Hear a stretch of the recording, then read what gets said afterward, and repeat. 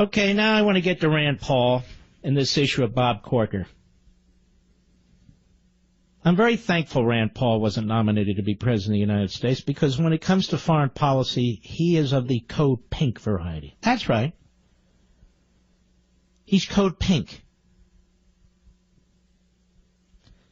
Let's take a listen to this. Let us go to cut 2, Mr. Producer. Go. You know, John Bolton's been stopped once before because he's an outlier. He doesn't fit within the mainstream of either parties. And really, you want your chief diplomat to be a diplomat, not a bomb thrower.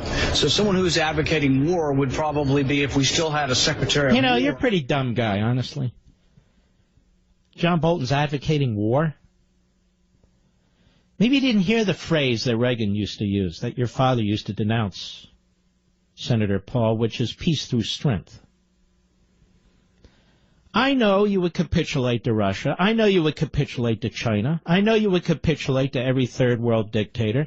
I know you would slash the military in half if you could. I know you believe that we're safe in America because we have an ocean on either side of the country and all the rest. Actually, that is the throwback mentality, Mr. Paul, and that's yours. And that's yours. John Bolton is not a warmonger. John Bolton has served honorably in 2 administrations, the Reagan and Bush administrations. I worked with him at the Justice Department. He's a brilliant man. The President of the United States will set the agenda. And you sit there because you know there's 52 Republicans and you threaten a filibuster. And you go even further. Listen to this one. Cut 1, go. On the list of ones that have been put out there, I think Bob Corker is a more thoughtful, reasonable, someone who I think comes from the realist point of view. And the you hear that? Bob Corker, the realist point of view. Bob Porker, yeah, Porker. Yeah, that's a good one. Bob Corker, the porker, surrendered our constitutional powers to the President of the United States. I thought you were Mr. Constitution, Rand.